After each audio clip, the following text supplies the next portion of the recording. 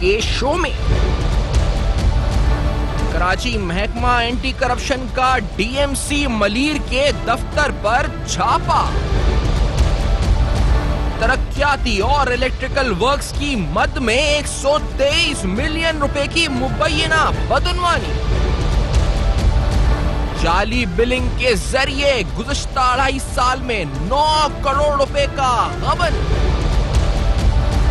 600 गैर कानूनी भर्तियां, 72 मिलियन रुपए का मुबैना टैक्स फ्रॉड। करोड़ों के ठेके फ्रंटमैन को अलॉट। अस्सलाम वालेकुम। बस पर्दा हकाइक सनसनीखेज इंकशाफात प्रोग्राम बेनकाब में हूं आपके साथ सैफान खान। आज इंतहाई अहम मामला, हमने बात बदनवानी की, आज बहुत सी बेल्स हुई हैं, बहुत से मामला में पेशरफ्त है, सियासी मैदान में बड़ी हलचल है, लेकिन हम आपके सामने बदनवानी की एक और अहम कहानी रखेंगे। आज एक रेड हुई है। ये रेड जो हुई है वो डीएमसी मलीर के दफ्तर में हुई है by the anti corruption establishment Sindh. उनका जो ईस्ट का चैप्टर है उनकी तरफ से ये रेड हुई है।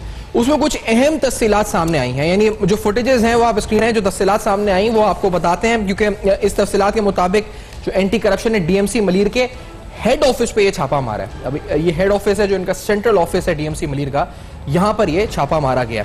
एंटी करप्शन टीम ने म्यूनिसिपल कमिश्नर बल्दिया मलीर के रिकॉर्ड की जांच पड़ताल की। इसके साथ साथ तरक्याती जो अहम इंकशाफात इसमें सामने आए कि तरक्याती और इलेक्ट्रिकल वर्क्स की मद में तकरीबन 123 मिलियन यानी 12.5 करोड़ रुपए की मुबैना बदनवानी जो है उसका एलिगेशन सामने आई है। यह भी पता चला है इस इन्वेस्टिगेशन और कुछ डॉक्यूमेंट्स की बुनियाद पर कि जाली बिलिंग के जरिए गुज़श्ता 2.5 साल में 9 करोड़ रुपए का गबन किया गया है। तकरीबन 680 गैर कानूनी भर्तियां, ये जो गोश्त मुलाजमी भर्ती किए गए, और इसी तरह 72 मिलियन रुपए का मुबैना टैक्स फ्रॉड है। ये जो टैक्स रिसीट जाली बना के टैक्स फ्रॉड किया गया है, और करोड़ों रुपए कहा जाता है कि मुबैना तौर पर फ्रंटमैन के जरिए ठेके में नवाजे गए हैं। पेट्रोल और गाड़ियों की मुरम्मत जो है उसकी होता है, जो मेंटेनेंस होती है उसकी मद में तकरीबन 4 करोड़ 10 लाख के खर्चे दिखाए गए हैं। और यह भी बताया जाता है जी कि मुबैना तौर पर हेर फेरी है, और यह हेरा फेरी बड़े पैमाने पर की गई है। आपको बताते हैं कि जो इन एक्चुअल ये कहा जाता है कि फंड्स नहीं हैं, जो हमें कुछ डॉक्यूमेंट्स मिले उसके मुताबिक तकरीबन 57.26 बिलियन, तकरीबन 57 अरब रुपए सिंध गवर्नमेंट इशू करती है सिर्फ डिस्ट्रिक्ट कराची के लिए। इसमें से 26 अरब केएमसी और तकरीबन 31.26 अरब, तकरीबन 31.5 अरब रुपए 33,611 एम्प्लॉइज जो डीएमसीज के हैं उनको दिया जाता है। अब इन डीएमसी की तफसीलात में आए, और डीएमसी मलीर जिसका आज हम तस्करा कर रहे हैं, तो इन डॉक्यूमेंट्स के मुताबिक डीएमसी मलीर जो पीपल्स पार्टी के इलेक्टेड चेयरमैन हैं जान मोहम्मद बलोच साहब, इधर तकरीबन 2,400 एम्प्लॉइज और 3.36 अरब रुपए जो टोटल 31 अरब डीएमसी को दिए जाते हैं, उसमें से 3.36 अरब रुपए, 3.25-3.5 अरब रुपए तकरीबन दिए जाते हैं इस डीएमसी को। ये जो रेड हुई इसमें कुछ अहम तफसीलात जो सामने आपके सामने रखी, इसमें यह बताना जरूरी है कि जो 72 मिलियन यानी 7 करोड़ 20 लाख की फिगर है, ये साइफन ऑफ हुई है थ्रू टैक्सेशन फ्रॉड।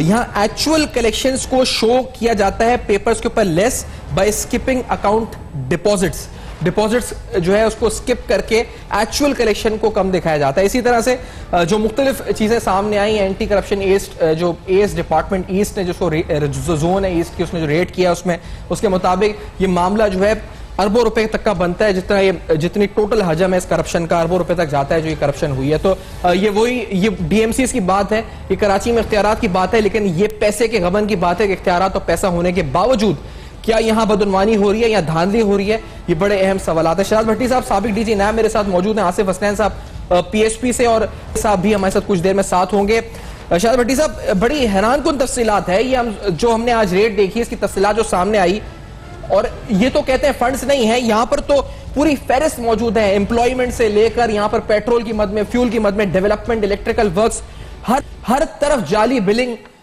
पूरा इस वक्त जो है वो मामला खराब नजर आ रहा है। बदनवानी की पूरी लिस्ट है यहां पर। तो भट्टी साहब, बिस्मिल्लाहिर्रहमानिर्रहीम। सफान, बात यह है कि ये तो एक आवे का आवा ही बिगड़ा हुआ है।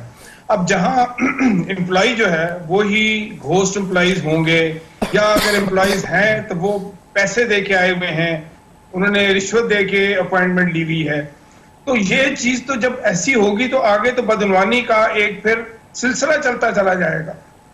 अरबों रुपए का बजट है एक डीएमसी का, और मुख्तलिफ डीएमसीज हैं। अभी एक डीएमसी पे छापा पड़ा है और आप देखें कि डेवलपमेंट में उसके अंदर करप्शन है, उनके एम्प्लॉयमेंट के अंदर करप्शन है, उनके फ्यूल एंड डिफरेंट चार्जेस में करप्शन है। अब फ्यूल क्या है, वो डिफरेंट दिखाते हैं आपको कि जी वो फ्यूल जो है वो अब गाड़ियों में, गवर्नमेंट की गाड़ियों में जो उनकी डीएमसी की गाड़ियां उनमें डलवाया, फिर होता ही है कि वो फ्यूल जो है वो अपनी गाड़ियों में डलवा रहे होते हैं और उनकी मिली भगत हुई होती है मुख्तलिफ पेट्रोल पंप्स के साथ और वो अपनी गाड़ियों में पेट्रोल डलवा लेते हैं। कंजम्पशन, अगर वो गाड़ियां चल रही हो तो काम ना हो रहा हो, काम तो हो ही नहीं रहा होता है। इसी तरह डेवलपमेंट के पैसे जो है, अब ये कंट्रैक्टर जो है, ये देखिए ये एक बहुत ही, हमने जितना अरसा मैंने नैब में गुजारा, हमने ये चीज बहुत ज्यादा देखी कि पहले ये हुआ करता था, कंट्रैक्टर जो था वो गवर्नमेंट ऑफिशियल को एक कमीशन देता था एक कंट्रैक्ट लेने के लिए। अब तो एक डिफरेंट ही चीज है, अब तो गवर्नमेंट एम्प्लॉइज जो है वो कंट्रैक्टर को कमीशन दे के फारिग कर देते हैं और बाकी पैसे सारे एम्बेजल हो जाते हैं। कोई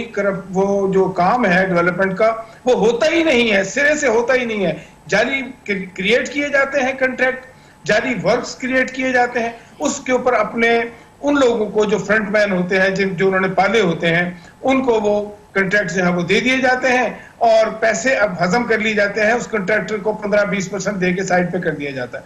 यानी कि टोटल जो बजट आता है उसकी अलग एम्बेजलमेंट, जो टैक्स कलेक्शन है, अवाम से टैक्स कलेक्ट कर लिया जाता है, गवर्नमेंट के चक्कर में, गवर्नमेंट के खजाने में उसको जमा नहीं कराया जाता, क्योंकि शो ही नहीं किया जाता कि टैक्स कलेक्शन है, उसको भी हजम कर लिया जाता है, उसको भी खा लिया जाता है। तो रिजल्ट क्या होगा आपके सामने है। जो कराची का हाल है, ये जितनी लोकल बॉडीज हैं, जितना गवर्नमेंट के अदारे हैं जिन्होंने काम करना है, ये देखिए लोएस्ट अदारा है जिसने अवाम की खिदमत करनी है, वहां डेवलपमेंट करनी है, चीजों को बनाना है, देखना है, गली मोहल्लों को ठीक करना है। जब यही काम नहीं करेगा तो कराची का हाल तो वही होगा जो तबाही अभी फैली हुई है। यानी हर शख्स कराची में परेशान है कि कराची के पैसे किधर जा रहे हैं, हालांकि पैसे मिल रहे हैं, बजट है। आपने खुद अभी बताया है कि तकरीबन 30 बिलियन से ज्यादा जो है वो डीएमसी का बजट है और उसके बाद इस डीएमसी जिसके ऊपर रेड हुई है इसका भी बिलियंस में बजट है और वो कहां जाता है बजट, वो इसी तरह हजम कर लिया जाता है जो अवाम पे खर्च ही नहीं किया जाता। सही बात है भट्टी साहब, लेकिन ये जो सवाल यहाँ पर ये कि इस तरह तो क्योंकि केएमसी पे भी एक नैब की इन्वेस्टिगेशन चल रही है, ये इन्वेस्टिगेशंस आगे कितना बड़ी हैं, क्यों नहीं बढ़ रही हैं, इतनी स्लो सुस्ती का शिकार क्यों है ये एंटी करप्शन, इसको तो प्रेस करना चाहिए जिस तरह इन्होंने रेड की। और आपको लगता नहीं कि जितना हजम इसका निकला है नैब शुड टेक दिस अप यहां से? देखिए बात यह है कि मेरा अपना अंदाजा है इस वक्त कि नैब अपनी फुल कैपेसिटी पर रन कर रही है। करप्शन का मैग्नीट्यूड और वॉल्यूम इतना बढ़ गया है, और पर्टिकुलरली कराची की मैं बात कर रहा हूं, कि नैब मेरा ख्याल है कि अपनी कैपेसिटी से ज्यादा काम कर रही है। तो मेरा ये भी बड़ा अच्छी बात है कि जो एस ने अपना ये जिम्मेदारी उठाई है और अपना रोल जो है उसको निभाना शुरू किया है, क्योंकि देखिए एक लेवल है नैब की, डेफिनेटली उसकी रेंज ज्यादा है और एस की रेंज जरा कम है, लेकिन ये डीएमसी के लेवल तक एस का पहुंचना और इस करप्शन को निकालना, ये एक और भी हो सकता है कि जब एस देखे कि जी इसमें बड़े लोग शामिल हैं। ये एक जहन में रखिए बात, आपको याद है कि बड़ी साहब गया था। बड़ी साहब अगर इस बात को आगे बढ़ाते हैं, इस ब्रेक के बाद ब्रेक का कहा जा रहा है तो सारे नाज़रीन, क्योंकि ये एंटी करप्शन की एक बड़ा मुस्बत कार्रवाई है। कुछ दिन कबल यहाँ पर गुलिस्तान जौहर और गुलिस्तान इकबाल के अंदर उन्होंने इलीगल जो कंस्ट्रक्शन हो रही थी उस पर कार्रवाई की थी, डिमोलिशन भी हुई थी, उसके बाद डीएमसी मलीर पर रेड हुई है। इसकी कुछ और तफसीलात हैरान कौन ऐसे हकाइक बेनकाब करेंगे। हमारे साथ रहेगा, इस ब्रेक के बाद जुड़े रहेगा, आपके सामने रखेंगे ब्रेक के बाद।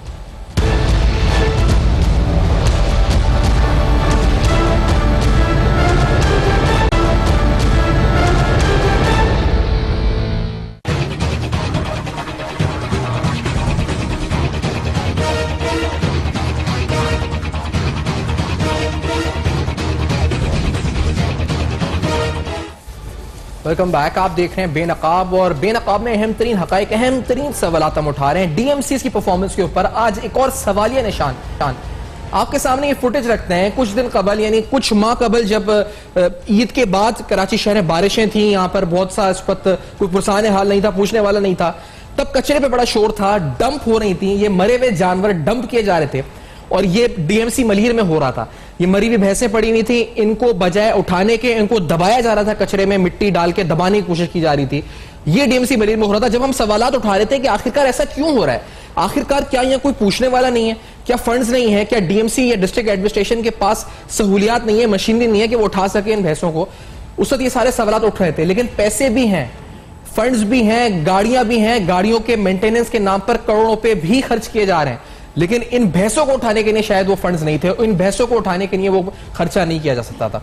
किस तरह से आज जो एंटी करप्शन की रेड के बाद चीजें सामने आई हैं, आपके सामने फिर रखते हैं।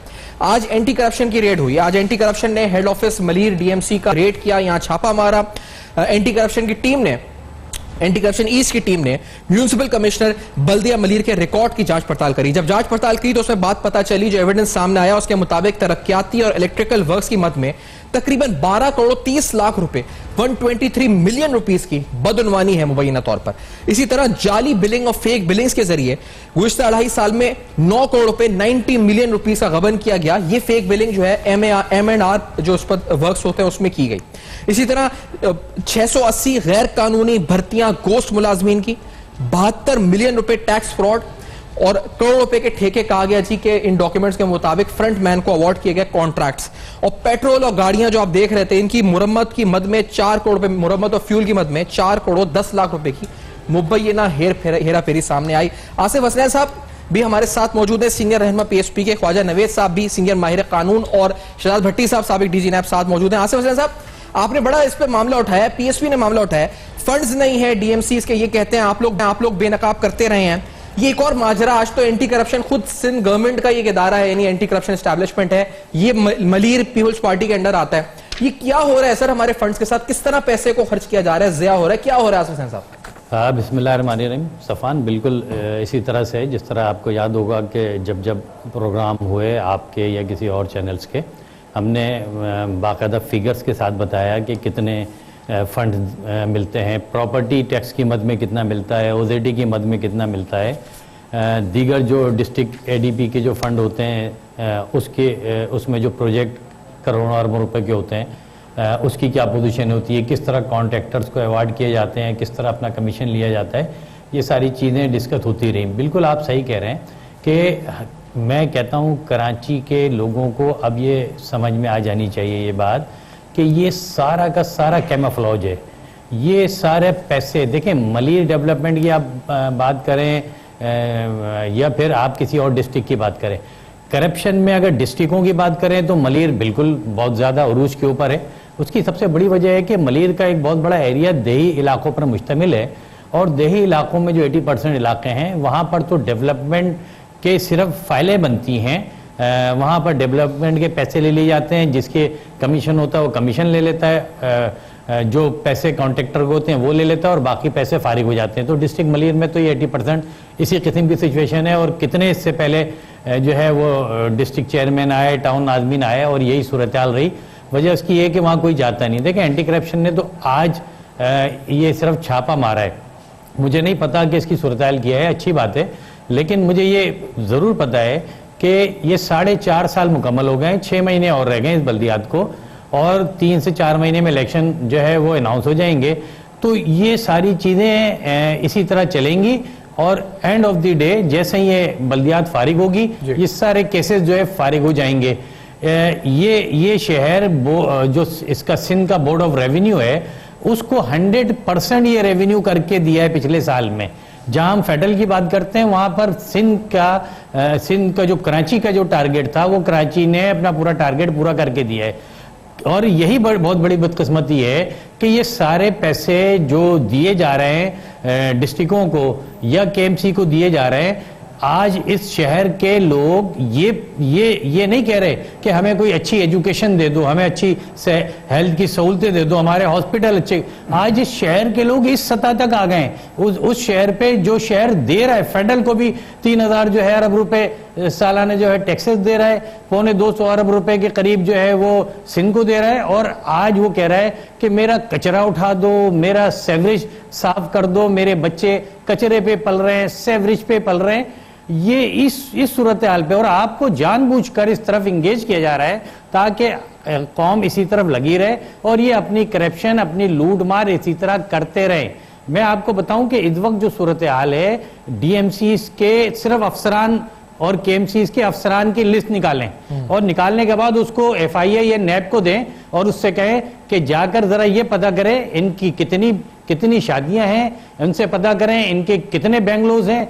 ये भी उसी तरह काम कर रहे हैं जिस तरह हमारे यहाँ के एसपी एसएसपीज या एसएचओज काम कर रहे हैं कि जिनको अरबों खरबों रुपए जो है वो कमा कर बैठे हुए हैं, और जो जितना करप्ट होता है उसकी हमारे ऊपर बैठे हुए लोगों को उतनी जरूरत होती है, क्योंकि वो मैनेजेबल होता है, वो पैसे आसानी से कमा कर करप्शन के दे देता है। और जो ईमानदार होता है आप देखेंगे वो कहीं ना कहीं साइड में लगा होता है, उसको कोई लगाने के लिए इसलिए तैयार नहीं होता, ना वो कमा के देता है, वो खुद नहीं कमाता तो दूसरे को।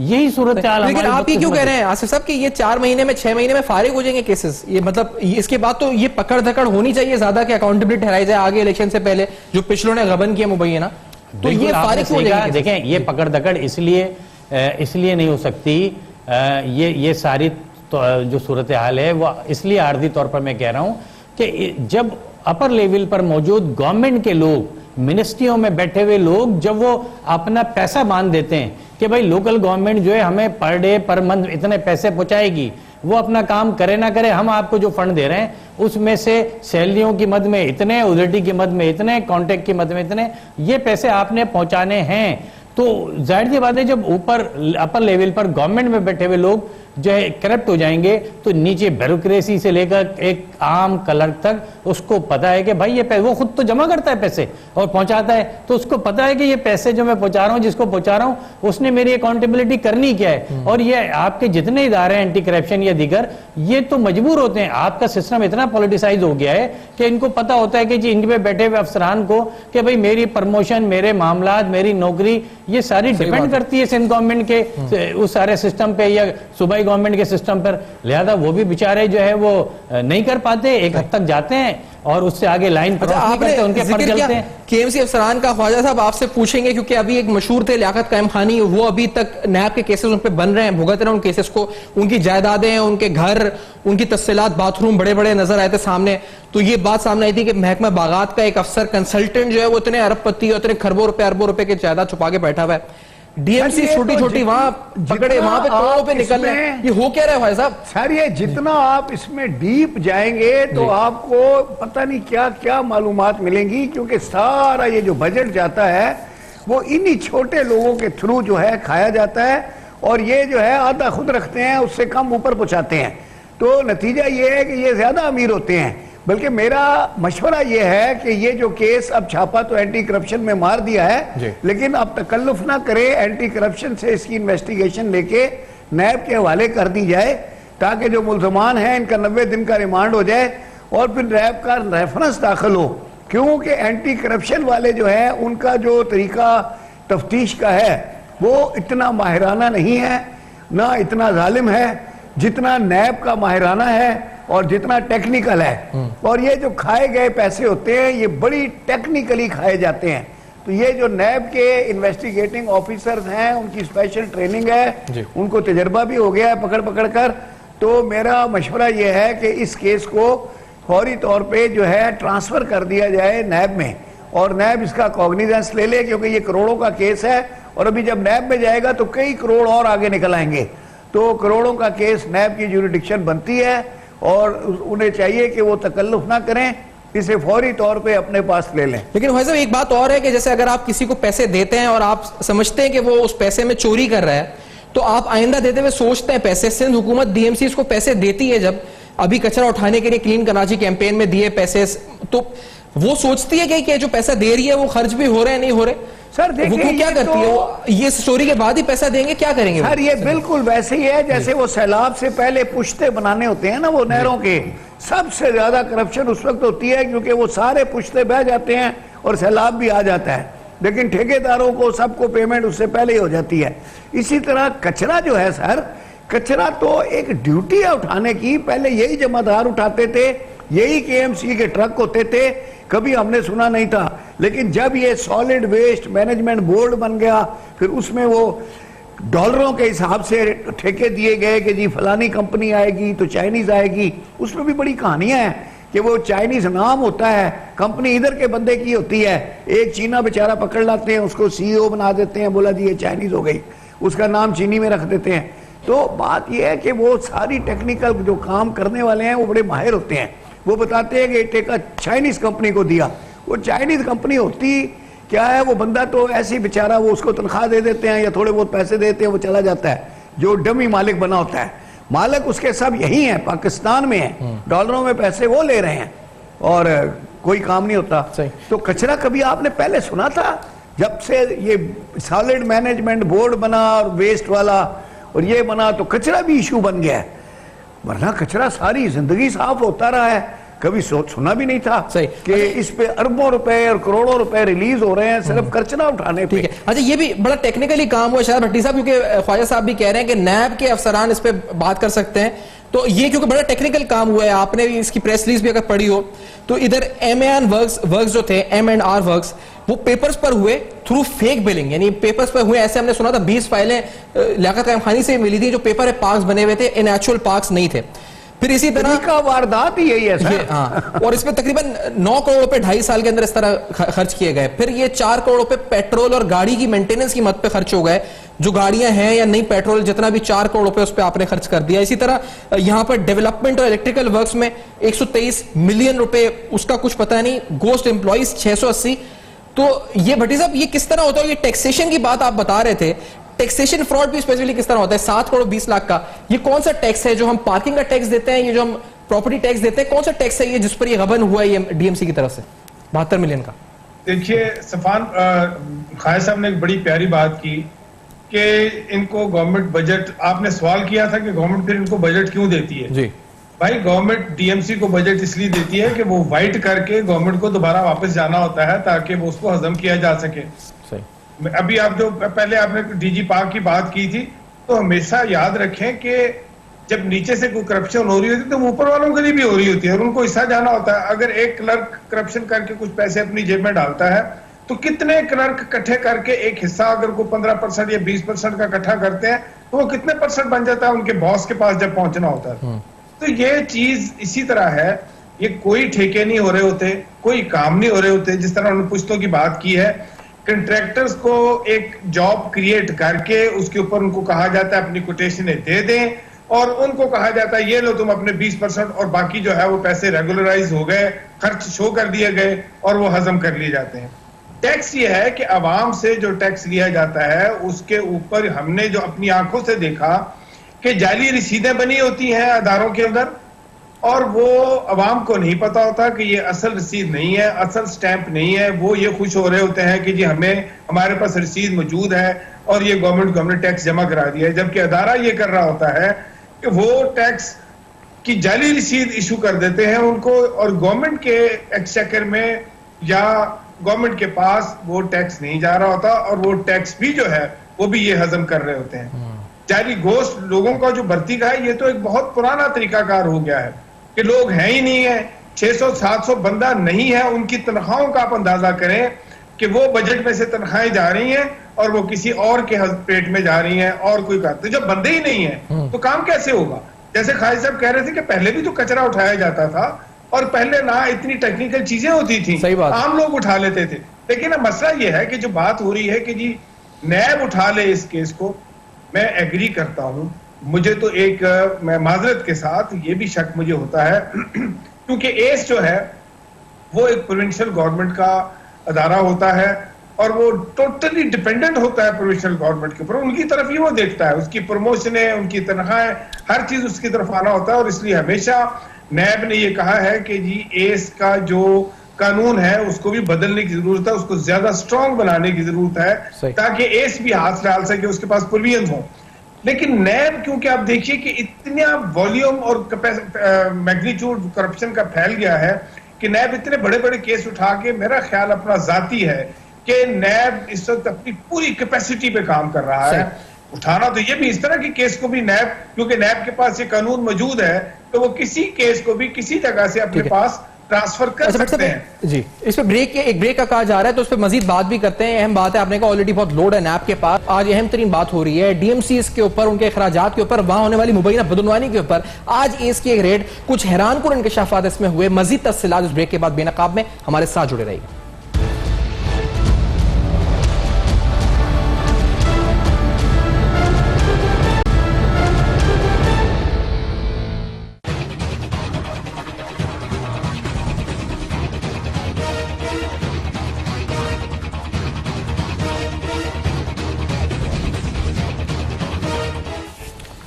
Welcome back. आप देख रहे हैं बेनकाब, और बेनकाब में अहम तरीन सवालात, कुछ अहम हकायक आपके सामने रख रहे हैं जो ताल्लुक रखते हैं कराची में डिस्ट्रिक्ट एडमिनिस्ट्रेशन से।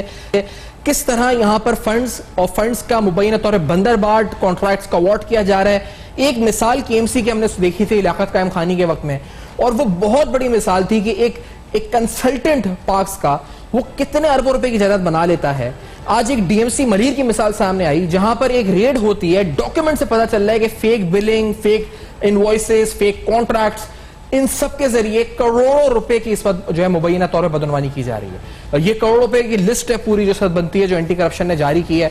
अब FIR इस सिलसिले में दर्ज होनी है। मजीद तफसीलात जो अभी तक सामने आई है उसके मुताबिक इस हमने आपको बताया जी कि तकरीबन सिर्फ फ्यूल की मद में 4 करोड़ 10 लाख रुपए, इसी तरह डेवलपमेंट वर्क्स की मद में 12 करोड़ रुपए से ज्यादा, फेक बिलिंग की मद में 9 करोड़ रुपए, गोस्ट एम्प्लॉइज तकरीबन 680 भर्ती किए गए जो कि गोस्ट एम्प्लॉइज गैर कानूनी तौर पर जिनको एम्प्लॉय किया गया मुबैना तौर पर। ये अहम तरीन इंकशाफात आप देख रहे हैं आसिफ हसन साहब।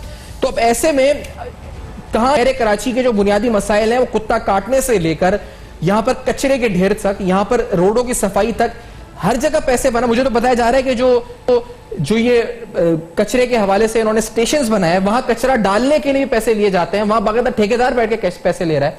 ये हो क्या रहा आखिरकार?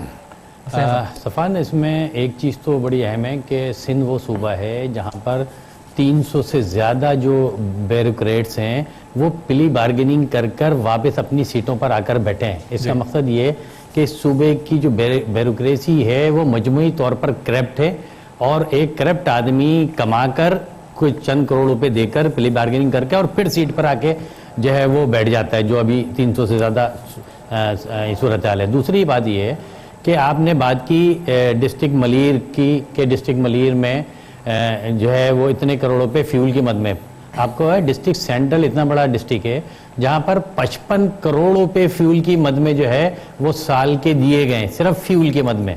मैं अभी मेंटेनेंस की बात नहीं कर रहा, मैं अभी सफाई सुथराई के मसले की बात नहीं कर रहा। इन सब को लेके जाए तो ये अरबों रुपयों में आता है।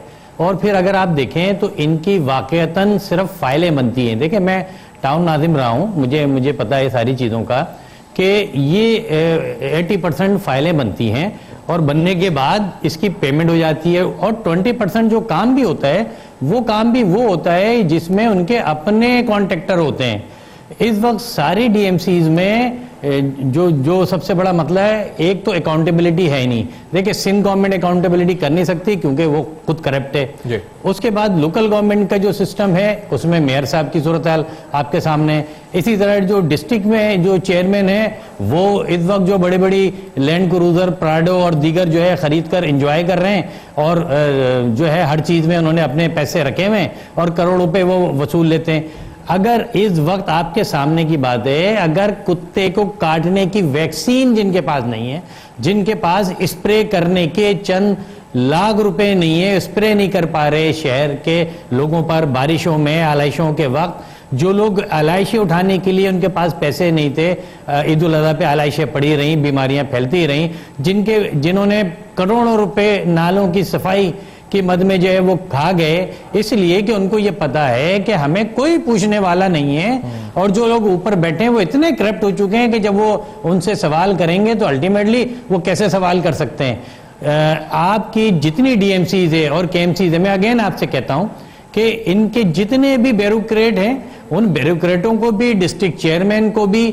जिन के पास इख्तियारात है, उनकी सिर्फ एक लिस्ट निकालें और नैब और FIA से पूछें इनकी कितनी प्रॉपर्टी हैं, कितने गाड़ियां हैं, कितने मकानात हैं, कितने दीगर के नाम पर इन्होंने किए हुए, ये सारी डिटेल लाएं। आपको 15 दिन के अंदर अंदर आपको ये पता चल जाएगा कि ये वो लोग हैं कि जो खून निचोड़ रहे हैं इस कराची के लोगों का, गिद्ध बने हुए हैं, गिद्ध बनकर आखिरी कतरे तक भी निचोड़ रहे हैं। एक सिंगल काम आपके सामने मुझे बता दें, जब आप इनसे पूछते हैं अपने मीडिया पे तो इनका जवाब होता है कि जी वो मुशर्रफ के दौर में काम इसलिए हो गया, बड़ा आइडियल वो था। भाई, मुशर्रफ के दौर में भी पैसे आते थे तो वो मुस्तफा कमाल के दौर में इसलिए लगते थे कि लीडरशिप होती है, ऑनेस्ट आदमी अगर हो, ईमानदार आदमी हो तो काम कराता है। जो आदमी बदकिरदार हो जाए, जो आदमी करप्ट हो जाए, उसका कैरेक्टर ही खत्म हो जाए, आप उससे बोलें कि भाई ये चीजें सही करनी है तो सही थोड़ी करेगा। आज इनकी तकरीबात जाकर देख लें, खुदा की कसम, इन ब्यूरोक्रेसी के लोगों की कोई तकरीब उठाकर देख लें, इनकी बच्चों की शादियां, इनकी तकारीब, वो तकारीब उन जगहों पर होती हैं जहां करोड़ों रुपए खर्च करते हैं, 50 तरह के खाने लगे होते हैं, सजे होते हैं। जिस शहर के लोग एक पानी के लिए तरस रहे हों, जिस शहर के लोग गुर्बत परेशानी के मारे, बेरोजगारी के मारे भीख मांग रहे हों, उस शहर की ब्यूरोक्रेसी, उस शहर के अवामी नुमाइंदों का ये हाल है। तो खुदा की कसम में तो बिल्कुल इस बात पर मुत्तफिक हूं कि ये सारा सिस्टम जब तक, देखिए सीपीएलसी का निजाम आपके पास था, आप कुछ ना कुछ काम करके करप्ट लोगों को पकड़ लेते थे, अगवा बराए तावन के लोगों को। जब तक आप सीपीएलसी की तरह इन बल्दियात और डिस्ट्रिक्ट चेयरमैनों और डिस्ट्रिक्ट के ऊपर ऐसी न्यूट्रल जो है वो बॉडी नहीं बनाएंगे, जब तक आप इन ब्यूरोक्रेसी के जरिए इस सारे सिस्टम को और दिन ब दिन खराब होगा, ये बेहतर नहीं हो सकेगा। तो ऐसी बॉडी बनाएं कि जो बॉडी इन पर चेक रखे और जहां जहां ये गलती करे वो निकाल कर इनके केसेस में। आपने अच्छा आइडिया दिया, क्योंकि ये जो फंड्स की बात हो रही है, करप्शन की बात हो रही है, ख्वाजा नवेद साहब, जो टोटल कहा जाता है कि सिंध गवर्नमेंट ने डीएमसीज को दिए हैं वो 31.26 अरब रुपए हैं। 33,611 एम्प्लॉइज हैं टोटल। इसमें डीएमसी सेंट्रल को 7.98 अरब रुपए, ये सितंबर 2019 तक के फिगर्स हैं। डीएमसी कोरंगी जो एमक्यूएम हेड करती है उसको तकरीबन 5.3 अरब रुपए। इसी तरह डीएमसी वेस्ट जो एमक्यूएम हेड करती है 6.88 अरब रुपए। डीएमसी ईस्ट वो भी एमक्यूएम का है, मुहिद अनवर साहब, 2.6 अरब रुपए। डीएमसी मलीर जिसका आज तस्करा हो रहा है 3.36 अरब रुपए। और डीएमसी साउथ जो पीपल्स पार्टी की है 5.11 अरब रुपए। तो ये तकरीबन टोटल 36 अरब रुपए, 31 अरब रुपए, 33,000 एम्प्लॉइज को दिए गए, 31 अरब रुपए। तो फिर ये क्यों है जी, पैसे नहीं है और करप्शन की भाई पैसे हैं, वही बात जैसे भाई ने बताया कि वो फाइलें बन जाती हैं, कागजों के ऊपर काम बन जाते हैं, कागजों पे ऊपर ऑर्डर हो जाते हैं, मनपसंद ठेकेदार कंप्लीशन का सर्टिफिकेट ले लेते हैं, जो कंप्लीशन का सर्टिफिकेट साइन करने वाले हैं वो कहते हैं जी काम कंप्लीट हो गया, फिर वो बिल फाइनल हो जाते हैं, फिर बिलों की पेमेंट हो जाती है और वो सारे के सारे बट जाते हैं, काम वहां का वहां ही पड़ा रहता है, फिर वो कहते हैं अगले पैसे भेजो, ये तो सारे खर्च हो गए। तो बात यह कि एक विशियस सर्कल है। इसीलिए मैं कह रहा हूं कि ये नैब के हवाले करें। ये जो आपने फिगर्स बताई हैं, मैं तो सुन के हिल गया कि इतनी रकम आई है और यहाँ कुत्ते मारने की दवाई नहीं है, नैब के पास ऑलरेडी बहुत काटने की दवाई नहीं है। और नैब की तफसीलात अगर मैं आपको केसेस की बताऊं तो सारी तफसीलात हमारे पास मौजूद है केसेस की। नैब के पास ऑलरेडी इतने, मेरे पास पूरी फहरिस्त मौजूद है, मैं बताऊंगा कितने केसेस है नैब के पास ऑलरेडी। ये नहीं है कि काम छोड़ दें, काम करें, पकड़ लें, वक्त से बारी से आ जाएगा काम। देखिए हमारी अदालतों में भी वी आर ओवरवर्क, हजारों केस हैं, ठीक है, देर से बारी आती है, मगर जिस केस की बारी जिस दिन आ जाती है वो डिस्पोज हो जाता है। इसी तरह नैब भी ये सारा कॉग्निजेंस लेती जाए, जिस दिन जो पकड़ा जाएगा वो फारिग हो जाएगा। तो इसीलिए मैं कह रहा हूं कि नैब को अपना इस्तेमाल करना चाहिए इख्तियार, सिर्फ इस वजह से ना करें कि हमारे पास इंफ्रास्ट्रक्चर छोटा है तो हम कॉग्निजेंस नहीं लेते। देखें अदालतों की मैं मिसाल दे रहा हूं कि अदालत में जो केस सुबह आता है तो जज उसको अगर मेंटेनेबल है तो एडमिट करते हैं। अदालत में कोई ऐसा नहीं है कि आप केस लेके जाएं और कोई दाखिल ना करे। तो जब वहां पहले ही 60-60 हजार 1-1 लाख पेंडेंसी है तो कोई अदालत ये नहीं कहती कि भाई अब यहाँ 1 लाख केस आ गए हैं, अब मजीद केस मत लाएं। हम जितने केस आएंगे सबको एंटरटेन करेंगे, जो मेंटेनेबल होगा वो चलेगा, जो नहीं मेंटेनेबल होगा डिसमिस हो जाएगा। हमारे जजेस ओवरवर्कड हैं लेकिन काम तो करते हैं ना, तो इसी तरह ये भी ओवरवर्कड है तो काम तो करें, और रोज डिस्पोजल होते ही है ना, तो ये भी जब रोक करेंगे तो पकड़ेंगे, रोज कोई तो पकड़ा जाएगा ना, तो जब पकड़ा जाएगा तो कोई ना कोई रिजल्ट निकलेगा। तो इनको कहें कि कॉग्निजेंस लें, इस वजह से कॉग्निजेंस ना लेंगे, हमारे पास इंफ्रास्ट्रक्चर छोटा है, हमारे पास बंदे छोटे हैं, हमारे आईओ कम है, तो थोड़ी बजट लेके भर्ती बढ़ा दें, थोड़े आईओ और रख लें। अच्छा, तो ये तो एक बात और बड़ी साहब आपसे भी, आप इससे जवाब भी देना चाहें फैज साहब ने बात, और इसके साथ साथ क्योंकि ये डीएमसीज की बात हो रही है तो बड़े जो एमएनएस एमपीएस इसका मतलब वहां तक तो वहां इतनी बदउनवानी शायद जितना तासुर है उतनी नहीं जितना निचली सतह पर है। नीचे बहुत ज्यादा है सर, असल बारीक काम यहाँ ही होता है। सही बात है, ये कशीदाकारी करते हैं आप समझे ना आप सर, बारीक काम होता है भट्टी साहब। ज्यादा जोर डीएमसी पे देने की जरूरत है।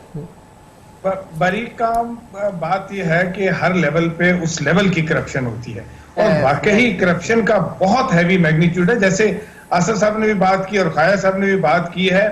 मैं सिर्फ एक बात यहाँ कहना चाहूंगा कि जो प्ली बार्गेन के बाद लोगों का जो फैसला होता है वो सेक्शन नेशनल अकाउंटेबिलिटी ऑर्डिनेंस की सेक्शन 15 है जो कहती है कि जी जैसे ही कोई प्ली बार्गेन करेगा तो वो कन्विक्ट हो जाता है और वो 10 साल के लिए ज्वाइन कर रहे हैं। मेरे को समझ में नहीं आ रहा, वो तो ज्वाइन कर नहीं सकते। अगर आपकी नॉलेज में कोई है तो उसको हाईलाइट कीजिए ताकि उस शख्स के खिलाफ दूसरा केस बनेगा, किया जाए सुबह, फारिग भी किया जाएगा और उसने जितना अरसा फिर तनख्वाह ली है वो भी वापस ली जाएगी जी, वो भी वापस करेगा और इसका जुर्म है वो इसका भी जुर्म का मुर्तकब है। और बाकी मैं आपके साथ बिल्कुल खाया साहब के साथ एग्री करता हूं कि नैब की कैपेसिटी है या नहीं है। दो काम करने चाहिए नैब को इस वक्त कि एक प्रिवेंशन की तरफ भी जोर देना चाहिए कि ये पता तो है कि करप्शन का मैग्नीट्यूड बढ़ता जा रहा है, तो ये जिस तरह के कॉन्ट्रैक्ट होते हैं ये हुक्म है और एनओ के अंदर ये कानून है कि 50 मिलियन से ऊपर का कोई भी कॉन्ट्रैक्ट है तो वो नैब के पास आएगा। अब लोग ये करना शुरू हो गए हैं डीएमसी वाले कि छोटे कॉन्ट्रैक्ट बनाते हैं ताकि नैब की थोड़ा कम हो जाए। बिल्कुल एग्जैक्टली जो इस तरीके